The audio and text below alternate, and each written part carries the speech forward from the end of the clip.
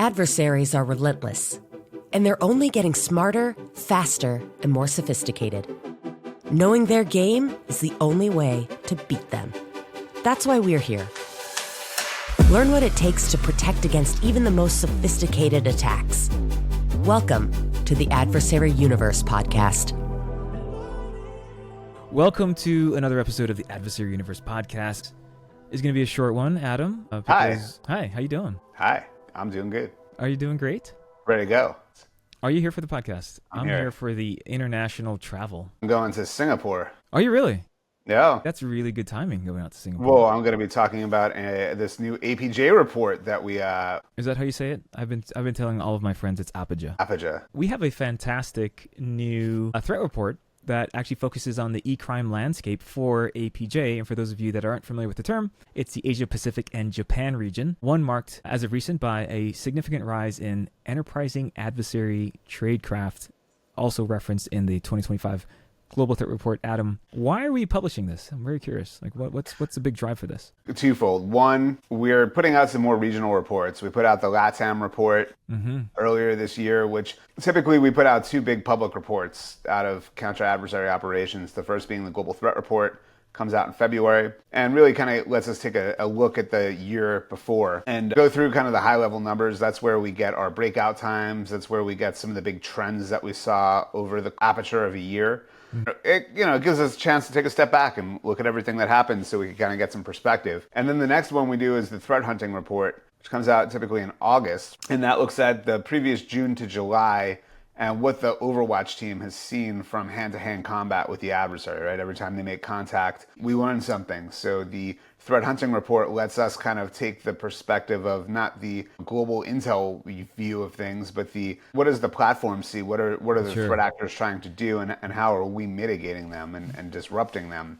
And then this year we kind of thought, we had all these regional wrap-ups that we produced for our intel customers, and we thought this would be a good way to start to get people thinking about the fact that what business vertical you're in, what geographic location you're in, has some impact on which threat actors are targeting you. And in particular, I think there were some really interesting findings in APJ from an eCrime perspective, which everybody kind of knows that Eastern Europe is really the hotbed for e-criminal activity. But what we found is that there's this kind of burgeoning set of threat actors in the region of APJ, different language set, different tooling, different places they like to hang out, and where their ecosystem kind of interacts with the different threat actors. So, based off of kind of some of those findings, we said, hey, this is pretty interesting, and I think it'd be useful for people to know about what's going on in the APJ region. There's a lot of global companies out there and a lot of regional companies as well, and across APJ that have a different threat landscape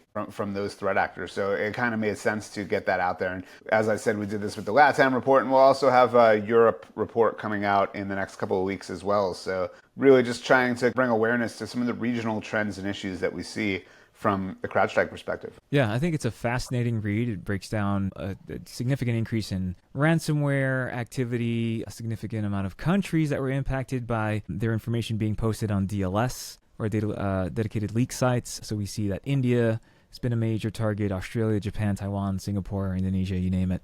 There's been an interesting increase. Also in marketplaces, it's a fascinating read on the marketplaces that a lot of these eCrime groups leverage for selling everything from CVV data to credentials. I mean, it's just, again, a really great perspective into, what else is happening in international markets. So I think even to your point, to highlight, since I meet with enterprises all over the country that are global, to your point, they have a footprint in a lot of these countries that we're referencing in this report. So I think it's also fascinating to understand what is the impact of my organization, even if the adversary isn't targeting me here in the US. I may have a branch or a location or even a brand or subsidiary that is in, Taiwan, for example, or New Zealand. And so what does that tradecraft look like there? And there seems to be an interesting increase in a handful of spiders, right, that we're tracking also, right? Do you want to elaborate a little bit on that? From China, from Vietnam. Yeah.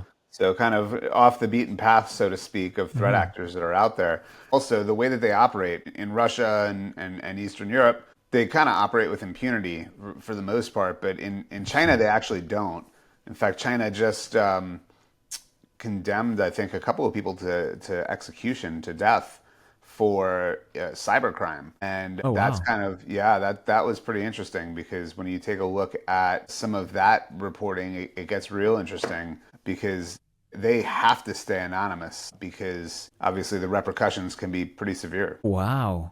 That's a real life or death scenario of getting caught then for Yeah, literally. e-crime. Wow. That's fascinating. I do think it is definitely an interesting situation when you take a look at the fact that there's different techniques, different tactics, and different penalties Yeah. for some of these types of things. You mentioned something interesting, though. It's also referenced in the report, and it's China's crackdown on e-crime activity, and also a lot of the darknet marketplaces that have been very prominent within the Chinese markets in general, in the Chinese language underground ecosystem. And there's several marketplaces that are referenced in this report where I know there was the government of China cracked down on, I think it was Chang'em's marketplace, right? Am I saying that right? Or Yeah. Chang'an marketplace. But then there's like Free City marketplace that actually has been leveraged a lot by adversaries. They have everything from data intelligence to like virtual resources, and I mentioned CVV combing and physical goods. And then there's also, and I'm going to mess up this name, it is the Haowang Guarantee Marketplace, where that initially was set up for legitimate business transactions, and it has kind of evolved into this e-crime underground system, right? So, Oh yeah.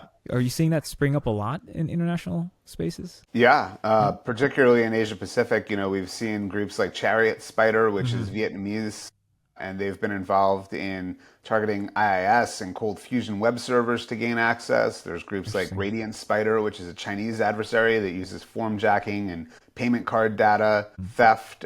Sinful Spider, bleh, that Long Island accent popped out there. Tuck that back in. Yeah, where'd that go? Like, whoa, where'd Adam go? Yeah, I can't say drawer. I have to like really think about it, because I'll just say, oh, it's in the draw. Wow. But yeah, so Sinful Spider is another Chinese adversary, and they use password spraying, and they exploit different internet-facing vulnerabilities. And then, more traditional ones like Solar Spider, which have kind of started focusing on the financial targeting within the region. We're also seeing an increase in the use of rats. You remember like Dark Comet rat and some of those original remote Dark access to? Comet, yeah. Dark Comet, yeah. Yeah, I remember quite a few that came out of those Chinese forums that were used, largely by nation-state threat actors. But there's just, like I said, a burgeoning e-crime scene there, and they're trying to make some money. They're trying to make some money. What is an interesting theme that you would say, that stands out in this report versus like some of the other things we've observed? In APJ, the criminal groups there are not so much focused on ransomware. They are focused on other types of e-crime. So we haven't seen a tremendous amount of big game hunting from the region. We do see opportunistic targeting by big game hunters there, but more frequently what we're seeing is that they're doing a lot of phishing. You mentioned some of those marketplaces where they're selling these phishing kits, which are very popular, and I think we saw close to $1 million for one of those phishing kits. Oh wow! Being it was like in the $700,000 range in terms of Bitcoin payments that they had received for their phishing kit. A lot of these kind of APJ threat actors have been more focused on phishing, hosting, spam campaigns, and remote access toolkits to enable operations. APJ, in terms of targeting, we see the top targeted countries are India, Australia, Japan, Taiwan, and Singapore. And the top targeted sectors being manufacturing, technology, industrials and engineering, financial services, and professional services. There's professional services once again, right? I mean, that was top 2 categories or top 3 categories over the past GTR and threat hunting report, right? So that's it's a big target, and it's, again, if you can disrupt, particularly on the ransomware side of things, if you can disrupt manufacturing, then you can get a pretty big payout. On what we tend to see more of, though, is again the kind of e-crime focused on phishing and SMS phishing and things like that. Can I go back also to the marketplaces? Yeah. How do these work, right? Because I was reading the report, and I'm very familiar with some of the narrative around this, where these sites are set up to also obfuscate the users, right, of these sites. The most recent one. That's a big factor, I think, too, because they don't want to have that crackdown. About a week ago, that I think it was like 11 members of one of the crime syndicates were sentenced to death. So it was the Ming family was, dozens of them were arrested, and I think 11 of them were sentenced to death. So when you've got that kind of hanging over your head from an e-crime perspective, You're going to take OPSEC a little bit more seriously, right? And the Chinese have pretty good control over how people use the internet. So they have to be very innovative and creative there to avoid being caught, because they are operating in a very different environment than, say, Eastern Europe. That's some pretty severe punishment, which again speaks volumes to some of these marketplaces obscuring your username.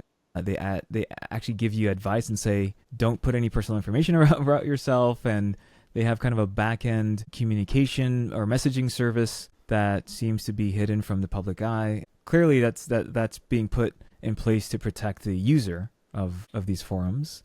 Right. But I'm sure that there's some type of intelligence arm in there monitoring some of these channels. Like, what does that look like? Oh, yeah. I don't know, but I would assume it's there as well. I think that the Chinese have made a pretty big effort to kind of tap down on things like illicit gambling and various other online activities. So, and Chinese national security law puts effectively Chinese government representatives or agents, if you will, in the big cloud computing companies, and everything is tied back to the state. They have complete control. So that gives them a lot of opportunity to now start to really tighten the ring on some of these threat actors, and they have to operate in a much more austere environment. I'm looking at some of the countries where threats have kind of evolved or really increased. We've seen activity coming out of like Vietnam, for example.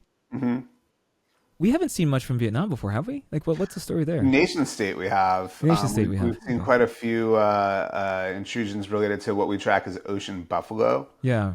And that is, but that's nation state, and they kind of have a similar operating methodology to the Chinese in that they have state-owned enterprises. I remember years ago, some of the, the big targets that we saw were targeting car companies. And why were they targeting car companies? Well, you do a little bit of research and you see that one of the big things that the Vietnamese are trying to do is build competitive automobile companies to go toe-to-toe with other types of companies that are out there making automobiles. The big thing there was that they were trying to be competitive, so they were targeting other automobile companies in order to get intellectual property that they could then use to advance their own automobile organizations. Oh, interesting. So we've seen that, and I remember right when the pandemic kicked off, one of the big ones that was kind of interesting was Ocean Buffalo was targeting the Ministry of Emergency Medicine in Hubei province in Wuhan. They were actually collecting intelligence for biological threats related to at that time, SARS-CoV. Yeah. CoV-2. CoV-2. Yeah. And they locked down their border in January of 2020. And I think everybody looked at that and said, oh, this is draconian. But when you realize that Vietnam had something like a population of something like 80 million or so people, and they shared a border with China, they took that very seriously, and they had pretty minimal COVID instances. In contrast to the world, right? Yeah. Compared to the rest of the world. So, but again, the interesting part of that is that they gleaned information from their offensive operations that enabled them to make that decision. How interesting. To shut things down, and it ultimately benefited them from a COVID perspective. Oh, that's fascinating. So we have seen them there, but on the crime side, on the crime side, it's been relatively new. And, I think that's a thing that's going to continue to get worse. And I don't think that Vietnam has taken such measures in terms of combating eCrime. And as we've seen with some of the European threat actors, they avoid targeting Russia and the Commonwealth of Independent States because they know that if they do that, that's going to put them in the crosshair of the security services there. The APJ threat actors are kind of having similar calculus as they think about what they need to do to avoid getting on the wrong side of their security services and the wrong side of their government. And China has a very tough on crime stance. They also don't want the rest of the world to see them as being kind of complacent in some of this activity. So they've taken a much harder stance on eCrime. But if there's money to be made, people are going to be trying to make money. The other problem for those people is that the economy is much more tightly controlled as well. So they need to be very driving careful that behavior, basically, right? And you can't be flashing that cash around. The economy is tightly controlled. They have social credit and corporate social credit, so they can kind of see when people are, let's say, living outside of their means or generating revenue, and then they start looking into that and see where it comes from, it can be problematic. Obviously, fantastic report. For those of you not familiar with this report is available in your CrowdStrike Threat Intelligence portal. We're going to have a public version as well. All right, awesome. We'll have a public version. Again, this report highlights an in-depth kind of view of the APJ eCrime threat landscape based upon our CAO reporting. The observations, I believe, are from January 2024 to April 2025, and we'll get into some of the underground economies, the malware trends across Central, East, Southeast, and South Asia. And I'm a big fan of this report. I mean, it gives some really great perspective into kind of evolving ecosystem of new eCrime actors that are targeting a variety of enterprises in the APJ market. So, any suggestions or advice for organizations to defend against some of these new tactics that we're seeing, especially on like the rat and ransomware side? There is probably more to focus on from a financial services perspective and from e-commerce perspective for a lot of them. Some of the things that we've seen you mentioned the Chang'an marketplace, they have very strict rules that prevent any sort of CSAM or espionage or political or law enforcement discussion. They don't want to kind of do anything that's going to trigger any sort of response there. Some of these have been around for a while, like Free City Marketplace has been around since 2020.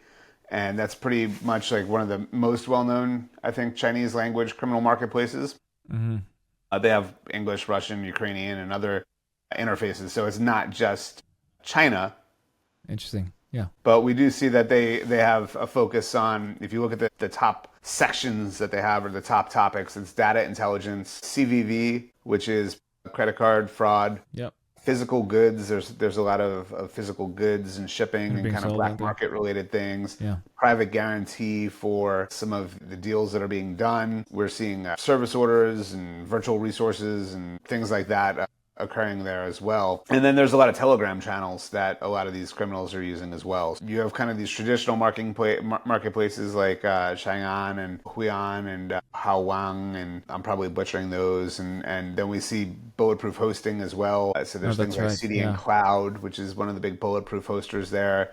Phishing kits, we mentioned Magical Cat is another one. And Magical Cat, if you take a look at what their phishing kits target, it's banking, it's courier services, online fines, government fines, utility bills, utility retail. And I think everybody right now kind of has some light bulbs popping off in their head, and they're like, oh, wait a minute, I did get an email about that, or I got an SMS about that. So that's kind of where they've been heavily focused from a crime perspective.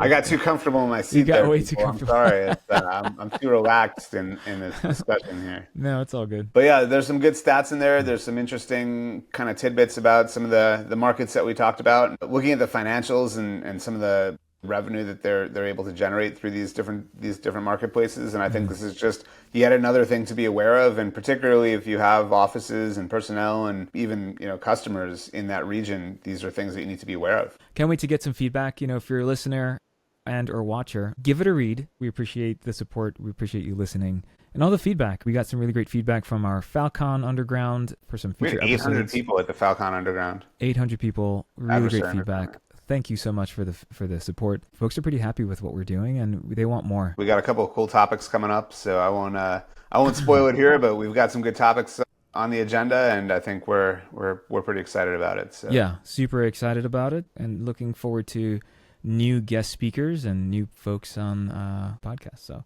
and we have some really great episodes coming out also for EMEA, which is going to be focused on the Europe iteration of this report, right? Is it going to be primarily eCrime, the Europe report, or is it going to be kind of full landscape? No, it's full landscape. Okay. I think the APJ report was the full one on the Intel portal has all of the nation state stuff in the region as well, but it was a little bit too much.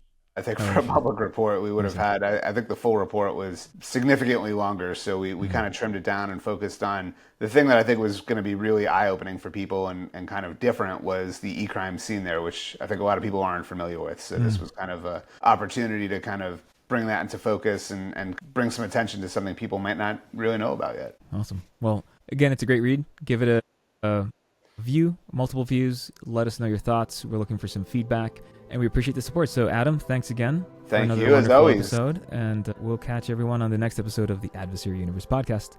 I'll see you later. Bye. Thanks so much for listening to this episode.